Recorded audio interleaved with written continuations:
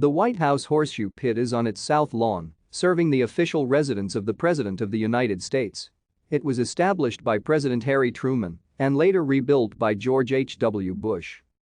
The first horseshoe pit at the White House was built by President Harry Truman. It is now the site of the putting green laid out by Dwight D. Eisenhower. The horseshoe champion Jimmy Risk demonstrated his skills at the pit for Truman and Admiral Chester W. Nimitz in 1946.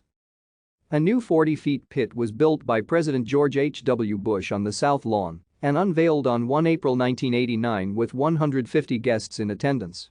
The men's horseshoe champion, Jim Nisley, and the women's champion, Diane Lopez, were present.